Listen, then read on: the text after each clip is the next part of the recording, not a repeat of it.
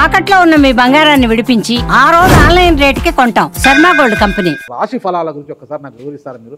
మొట్టమొదటి ఏ రాశి గురించి చెప్తారు? తప్పకుండా. ఇప్పుడు ఇది మనకు వచ్చేది 2025 ఆంగ్ల సంవత్సరాది.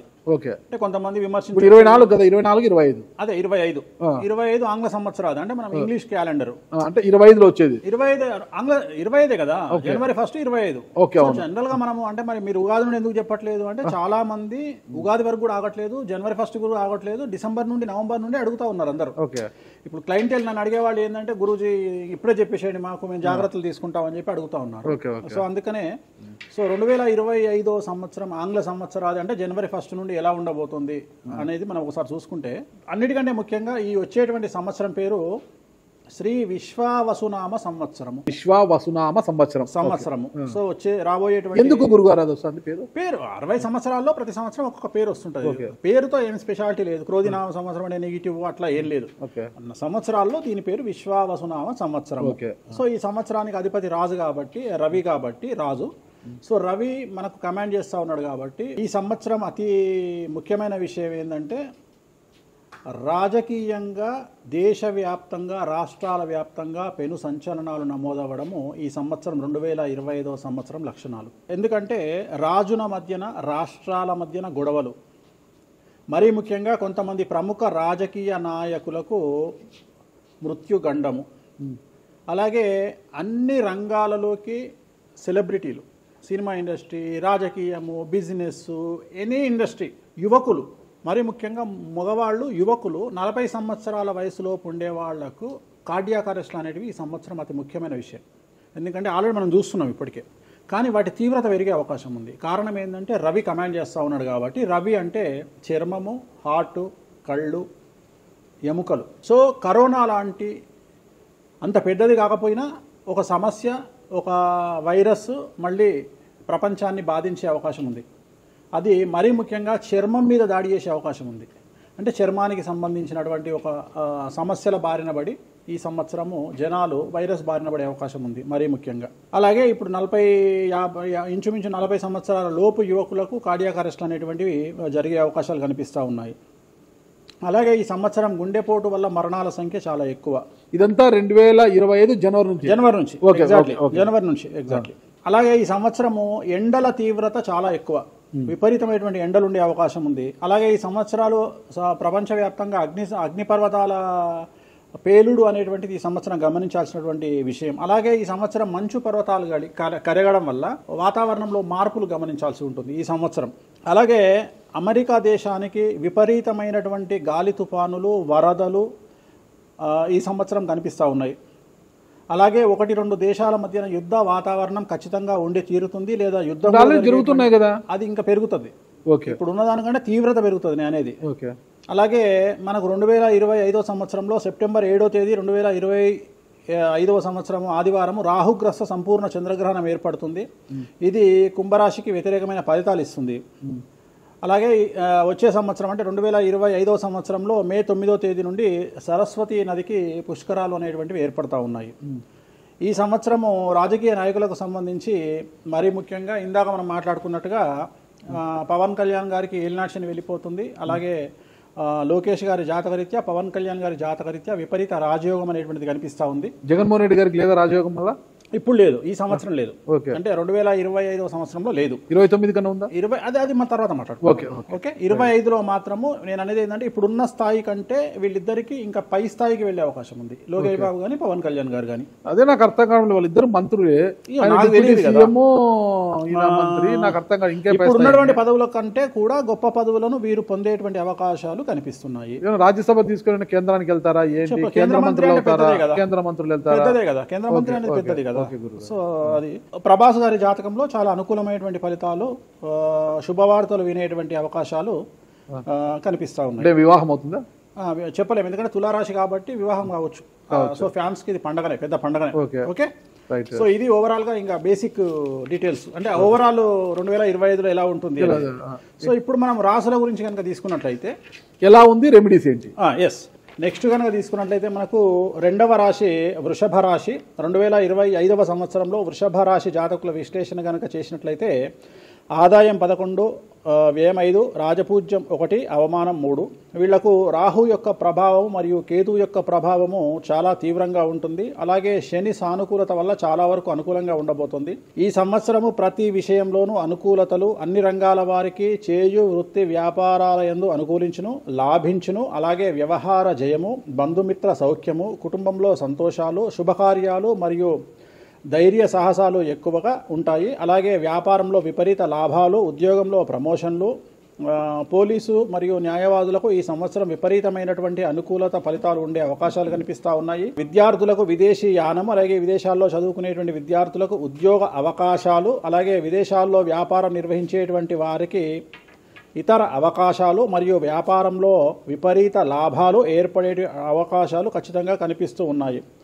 అవివాహితులకు వివాహయోగ సూచనలు, సంతానం లేని వారికి సంతానము, ముఖ్యంగా రైతులకు విపరీత లాభాలు ఈ సంవత్సరం ఉండబోతున్నాయి. రైతులు వృషభ రాశి రైతులైతే గనక ఎరుపు రంగు పంటలు, ధాన్యాలు ఎక్కువగా పండించడం ద్వారా విపరీతమైనటువంటి ఫలితాలను పొందవచ్చు. అన్నీ మీరు 12 రాశుల గురించి చెప్పారు గురుగారు. అట్లా ఎక్కువగా ఒక పూజ మాత్రం ఎక్కువగా చెప్పారు, చాలా మంది కూడా చెప్పారు. తిరునల్లార్ శనీశ్వర ఆలయం, శని ఎఫెక్ట్. ఓకే, ఎక్కువ మందికి తిరునల్లారు చెప్పిన అక్కడ ఎంత 450 రూపాయలు ఉంటుంది పూజ. అది తిరునల్లారు పాండిచ్చేరిలో ఉంటుంది. అక్కడికి వెళ్ళి పూజ చేసుకుంటే సరిపోతుంది. ఇది పేరును బట్టి ఈ రాశుల ప్రకారం ఇలా ఉంటుందని మీరు రాశారా, లేకపోతే వాళ్ళ డేట్ ఆఫ్ బర్త్ ప్రకారం? నక్షత్రం బట్టి, నక్షత్రాలు. ఓకే, నక్షత్రాలు వాళ్ళకి అర్థమైపోతుంది. వాళ్ళ నక్షత్రాన్ని బట్టి. అశ్విని నక్షత్రం మేషరాశి, భరణి నక్షత్రం మేషరాశి, పుష్యమి నక్షత్రం కర్కాటక రాశి. మీ రాశి నా రాశి ఒకటే. నా రాశి ఏదో నాకు తెలియదు గురుగారు. మీది వృశ్చిక రాశి. మీది అదేనా? మరి ఎలా గురుగారు ఈ మధ్యన బాగానే ఉందంటారు? మనకు బాగుంది. ఇంకా మన రచ్చనే, ఇంకా రచ్చనే రచ్చనే. ఇక ఎట్లా రచ్చ? ఇంత వివాదాలు అవుతున్నాయి, ఏం కథ అసలు? ఇంకా లైఫ్ అన్నప్పుడు ఇప్పుడు రేవంత్ రెడ్డి ఉన్నాడు. రేవంత్ రెడ్డి ఎన్ని కష్టాలు అనుభవిస్తే సీఎం అయినాడు అంటే ఇక కష్టం తర్వాత సుఖం రెడీగా ఉంటుంది. ఓకే, ఇప్పుడు కష్టపడ్డారు కాబట్టి మీకు సుఖం ఉంది అంటారు. మీకు కాదు, మళ్ళీ మీకు మనకు అందరికీ. ప్రతి మనిషి జీవితంలో పండ్లున్న చెట్టుకే రాయి దెబ్బలు, అంతేగాని పళ్ళు లేని చెట్టుని ఎవడు పట్టించుకుంటాడు? పళ్ళు ఉంటేనే దాన్ని రాయి చేస్తారు. అట్లనే మనం కూడా అంతే అండి. వేణుస్వామి అంటే పూజలకు పెట్టింది పేరు.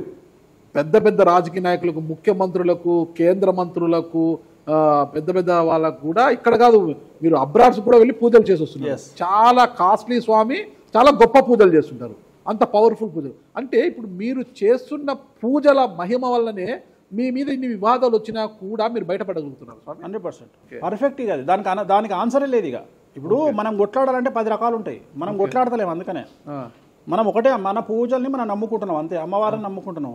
ఇప్పుడు ఒక్కొక్క సమస్యకి ఒక్కొక్క అమ్మవారు పరిష్కరిస్తుంది. దశమహావిద్యల్లో మనం అదే చేస్తున్నాం. ఇప్పుడు నేను ఒకటే మాట చెప్తా, కాంట్రవర్సీస్ వచ్చినాయి, మీరు అడిగినరు, ఎన్ని సమస్యలు వచ్చినాయి.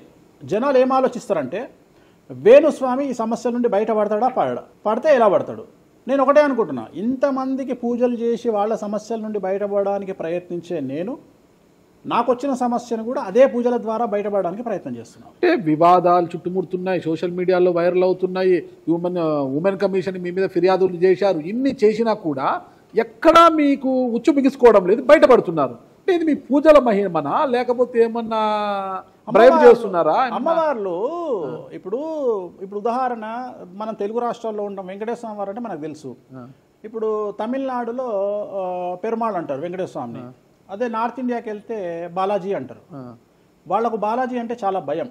అలాగే మన రాష్ట్రంలో మనకు తెలిసిన వాళ్ళకి కామాఖ్యలో ఉండే అమ్మవారు అంటే భయం. కానీ తెలియని వాడికి భయం ఉండకపోవచ్చు, వాడు ఇష్టం వచ్చినట్టు కామెంట్ చేయొచ్చు అమ్మవారు. చాలా మందికి మీరంటే భయం అనుకుంటా, అంటే మనం చేసే పూజల వల్ల ఉండొచ్చు. ఓకే, నేను అనేది ఏంటంటే, నేను చేసే అదే ఇందాక మనం మాట్లాడుకున్నప్పుడు అదే చెప్తున్నా, వామాచారంలో పూజలు చేయాలంటే భయపడతారు. కారణం ఏమిటి అంటే ఖచ్చితంగా మందును ముట్టుకోవాలి, నాన్ వెజ్ను ముట్టుకోవాలి. దానికి వీళ్ళు చేసే పూజలు అడ్డుపడతాయి. అంటే వీళ్ళు సమాజంలో భయపడతారు కాబట్టి వీళ్ళు వాటి జోలికి పోరు. తాంత్రిక పూజలు లాగా ఉంటాయి మీరు చేసే తాంత్రిక తంత్ర మార్గం అంటారు దాన్ని. శ్రీకాళహస్తిలో కాదు శ్రీకాళహస్తిలో రావుకేతు పూజ చేయించుకున్నారు కదా, తాంత్రిక పూజలే అది. నిమ్మకాయ పెడితే తంత్రమే, గుర్తుపెట్టుకోండి. నిమ్మకాయ ఎక్కడ పెట్టినా తంత్రమే. మిమ్మల్ని కాపాడుతోంది మీరు చేస్తున్న పూజల మహిమే. అంతే అంతే అంతే, వాళ్ళే చూసుకుంటారు.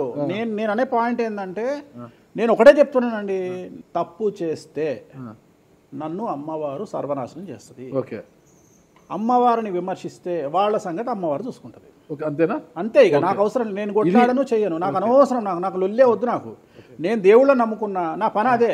నాకు హిమాచల్ ప్రదేశ్ కామాఖ్య కాకపోతే, బాగాలముఖి కాకపోతే, తారాపీఠ పోతే, ఇప్పుడు మన తారాపీఠ పోయి వచ్చిన. చాలా మందికి తెలియదు, తారాపీఠ అని కలకత్తా నుండి 300 కిలోమీటర్లు ఉంటుంది. మీరు కావాలంటే గూగుల్ చేయొచ్చు. తారాపీఠ అని అమ్మవారు అండి. ప్రతిరోజు శ్మశానంలో ఉంటుంది అమ్మవారు, ఒరిజినల్ శ్మశానంలో ఉంటుంది. ప్రతిరోజు అమ్మవారికి ప్రసాదం అంటే డెడ్ బాడీ దహనం అయినాకనే అమ్మవారికి నైవేద్యం పెడతారు. అంత పెద్ద ప్రసిద్ధమైనటువంటి దేవాలయం. అమ్మవారు శివుడికి పాలిస్తూ ఉంటుంది. తారాపీఠ అంట దాన్ని. శ్మశానంలో ఉంటుంది. ఆమె జనరల్గా ఎవరైనా సరే ఎందుకు పూజ చేస్తారు ఆమె అంటే, జీవితంలో మనం వెళ్తూ ఉన్న సందర్భంలో సడన్గా స్టక్ అయినామనుకోండి, బౌన్స్ బ్యాక్ అవ్వడానికి పనిచేస్తుంది. అంటే ఉదాహరణ, ఒక ముఖ్యమంత్రి స్థాయి వ్యక్తి ఓడిపోయినప్పుడు, ఒక మంత్రి పోయినప్పుడు, ఒక ఐఏఎస్ సడన్గా తన జాబ్లో డిస్టర్బెన్స్ వచ్చినప్పుడు, ఐపీఎస్ డిస్టర్బెన్స్ వచ్చినప్పుడు ఈ పూజ కనుక అమ్మవారిని దర్శించుకుంటే ఒక్కసారి మళ్ళీ వాళ్ళు బౌన్స్ బ్యాక్ అవుతారు. అంటే బిగ్ బ్యాంగ్ థియరీ అనేది అక్కడ పనిచేస్తుంది. మనం మళ్ళీ ఒక్కసారి బౌన్స్ బ్యాక్ అయ్యి ముందుకు దూకడానికి అమ్మవారు పనిచేస్తుంది. నేను సజెస్ట్ చేస్తుంటాను చాలామందికి, వ్యాపారంలో స్టక్ అయినప్పుడు, లేకపోతే ఉద్యోగంలో స్టక్ అయినప్పుడు, అట్లా స్టక్ అయినప్పుడు అయితే మీ తారాపీఠ వెళ్ళి దర్శనం చేయించుకోండి. అక్కడ దర్శనమే, పూజలు ఉండవు, జస్ట్ దర్శనమే. అమ్మవారికి పోయి దండం పెట్టుకొని వస్తే చాలు, ఒక్కసారి మళ్ళీ వాళ్ళు బౌన్స్ బ్యాక్ అవుతారు. ఒక్కటే ఒక పాయింట్కి నాకు ఆన్సర్ చెప్పి ముగించేసా, చాలా కాలాతీతమైంది. చివరికి ఇరికిస్తున్నారా ఇది? లేదు, ఏం లేదు. ఇప్పుడు ఏపీలో అంటే గత ప్రభుత్వ హయాంలో, వైసీపీ హయాంలో వీళ్ళ మీద కేసులు పెట్టారు. ఇప్పుడు వీళ్ళ అధికారం వీళ్ళ మీద కేసులు పెడుతున్నారు కదా. ఈ కేసుల పరంపర ఇలా కొనసాగి జగన్మోహన్ రెడ్డి గారు జైలుకి వెళ్ళే అవకాశం ఉంది. వచ్చే సంవత్సరం మే 9వ తేదీ వరకు అవకాశం ఉంది, దాటితే లేదు. ఇది ఓవరాల్గా వేణుస్వామి గారు ఇచ్చారు. మీకు ఏదైనా అనుమానాలు ఉన్నా డైరెక్ట్గా వేణుస్వామి గారికి ఫోన్ చేయండి, మీ అనుమానాలను నివృత్తి చేసుకోండి. థ్యాంక్ యూ గురుగారు, నమస్తే. ఓకే, ఓం నమో వెంకటేశాయ.